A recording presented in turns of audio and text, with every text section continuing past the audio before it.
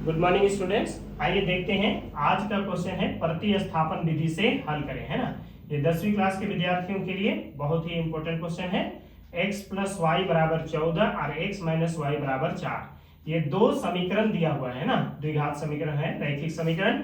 इससे हम लोगों को प्रतिस्थापन विधि द्वारा हल करना है, मतलब कि x और y का मान ज्ञात करना है। तो चलिए देखते हैं ये कैसे ज्ञात होगा। सबसे पहले हम लोग x प्लस वाई ये जैसे है वैसे लिखते जाएंगे और समीकरण 1 और 2 मानेंगे इसको, है ना। ये 14 इसको मानेंगे समीकरण पहला। इसके बाद हम देखेंगे दूसरा है x माइनस वाई बराबर 4, इसको मानेंगे समीकरण दूसरा। ठीक है, अब क्या करना है, एक एक करके बनाएंगे समीकरण पहला से, समीकरण पहला से। ठीक है, ये समीकरण पहला है, यहां से लेंगे तो x प्लस वाई बराबर 14, ये समीकरण पहला उतार दिए।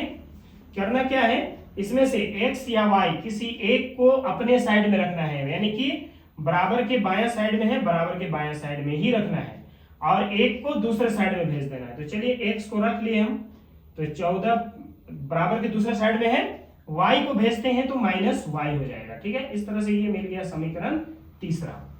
समीकरण पहला से लिए और हम लोगों का पास पहले से समीकरण दूसरा था, अब इसको मानेंगे समीकरण तीसरा। ठीक है, अब क्या करना है, ये x का मान, x का मान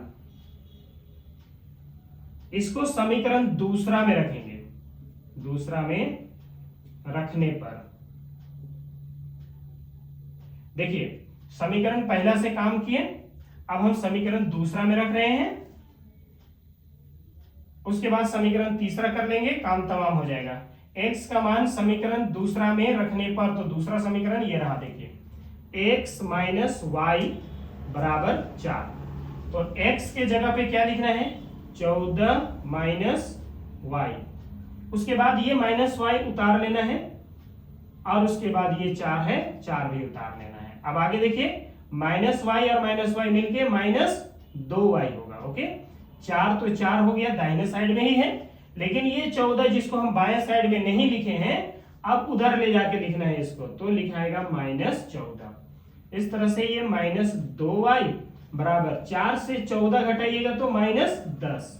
आगे क्या, साइड चेंज साइन चेंज, यही रूल अपनाएंगे, y केवल रखेंगे तो क्या होगा, माइनस 10 पहले से है राइट साइड में, लेफ्ट साइड में जो माइनस 2 है उसको नीचे लिखना होगा। तो माइनस माइनस कैंसिल हुआ और 2 एक 2, 2 बचे 10। तो इस तरह से y बराबर 5, y बराबर क्या आ गया, 5। ठीक है, एक समीकरण, एक मान निकल गया, y का मान निकल गया। अब हमें x का मान ढूंढना है। ये कैसे मिलेगा, देखिए ध्यान से, समीकरण पहला से काम हुआ, समीकरण दूसरा में काम हुआ, अब समीकरण तीसरा में काम करेंगे जो लास्ट होगा। तो लिखना होगा y का मान समीकरण तीसरा में रखने पर। ठीक है, समीकरण तीसरा में रखने पर, समीकरण तीसरा कहां है, ये रहा, देखिए x बराबर 14 माइनस वाई। ठीक है, 14 के जगह पे 14 लिखे और y के जगह पे देखिए y का मान आया है 5, इसको लिखिए, घटाइए इसको, 14 से 5 घटेगा तो 9। इस तरह से हम लोगों का आंसर आ गया x बराबर 9 और y बराबर 5। ठीक है, चलिए अगर आप लोगों को समझ में आया होगा तो लाइक नहीं किए हैं तो लाइक कीजिए, सब्सक्राइब नहीं किए हैं तो सब्सक्राइब